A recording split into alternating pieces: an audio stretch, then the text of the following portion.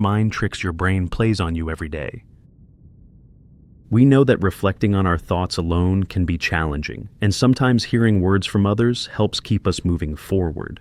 Change takes time. Small steps this week can open doors next month. We hope this introspective sparks new ideas and helps you cultivate insights for personal growth and improvement.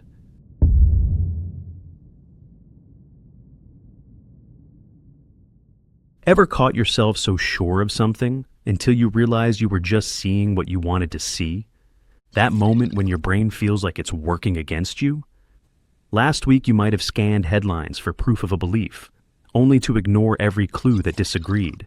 It sneaks in so subtly that you barely notice the steering wheel shifting in your hands. No grand reveal here, just 4 common ways your mind can steer you off track, and simple shifts you can try when it happens next.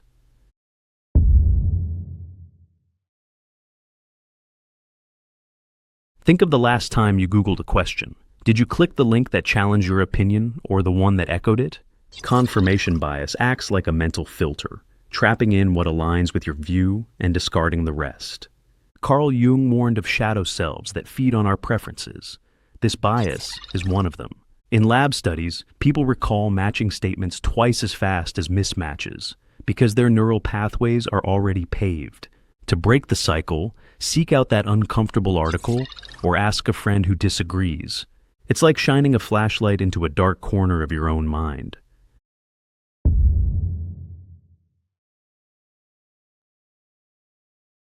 Bad headlines click into your memory like Velcro, while the good ones slip away like sand. Evolution wired us to spot threats. Our ancestors survived by noticing the rustle before the predator. James Clear notes that habits form around what keeps us alive, and negativity bias is the non-stop alarm.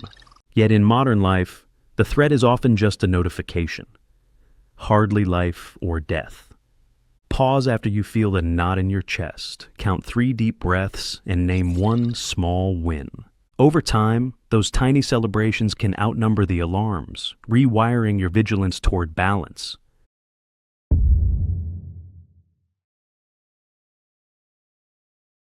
A full inbox or a line outside sparks curiosity. If others value it, we assume we should too. Carl Jung might call it the collective shadow urging conformity. On social feeds, every like and share whispers that a trend is worth your attention. But popularity doesn't equal truth or value. Next time you feel the pull, ask, is this for me or just for the masses? That question cracks the mirror of mass consensus, reflecting your own priorities instead.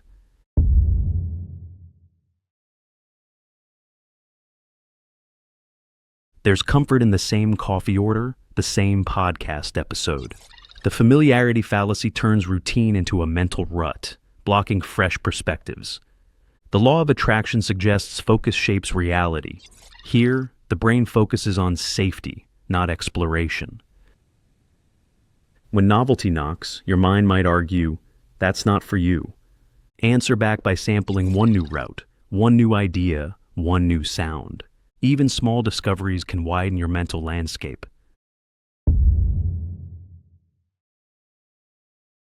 All these mind tricks share a purpose: efficiency. Early humans needed split-second decisions. These biases save time and energy. Carl Jung saw them as archetypes, part of our collective psyche. Now they still protect us, but can also confine us. By naming their origin, you decide when to lean on them and when to override them. Simple moves to spot and shift. First, name the bias. Confirmation bias. Naming it breaks its spell.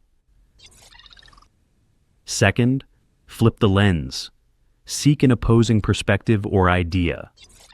Third, carve out quiet time, no phone, no noise, and simply observe your thoughts. Neville Goddard called this inner witness. It's a reset button for clarity. Together, these moves create space between impulse and choice.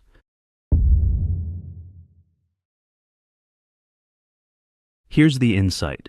Every bias you catch is an invitation to learn more about yourself, not a mistake.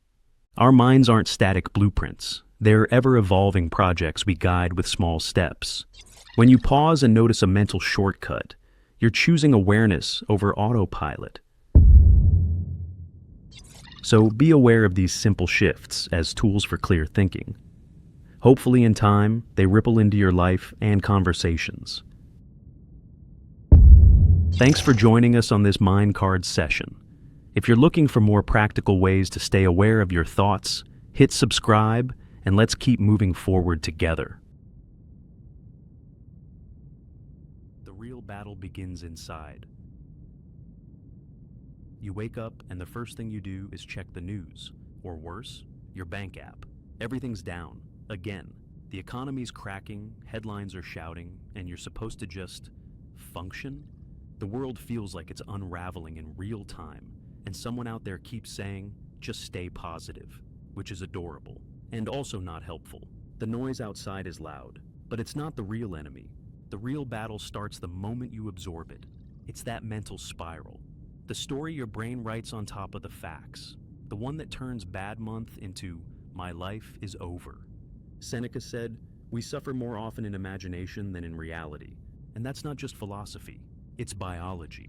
Your nervous system doesn't care whether the threat is actual or hypothetical. It just floods you either way. Mental strength doesn't mean pretending things aren't broken. It means learning not to break with them. Panic is misplaced precision. Panic isn't weakness. It's focus with no direction. It's discipline with no container. You don't panic because you're irrational. You panic because you care. And caring without a plan is a wildfire. James Clear said, you don't rise to the level of your goals. You fall to the level of your systems. But no one teaches you how to build a system in the middle of collapse. Start small. One rule, one rhythm, one ritual that shows up when everything else disappears. That's not productivity. That's self-defense. Strength doesn't wait to feel. You're waiting to feel ready, to feel motivated, to feel anything but tired. But motivation is seasonal. What matters is that you showed up anyway. Mental strength isn't loud. It's not about hype or belief. It's the decision to take action. When your mind offers every reason not to. You don't need to feel strong to act strong. You just need to move, even if it's a crawl. Stillness when it's hardest.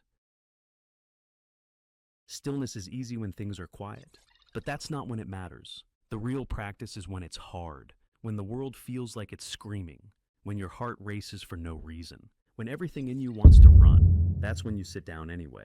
You breathe anyway. Not because it fixes everything, but because it stops you from adding more chaos to it.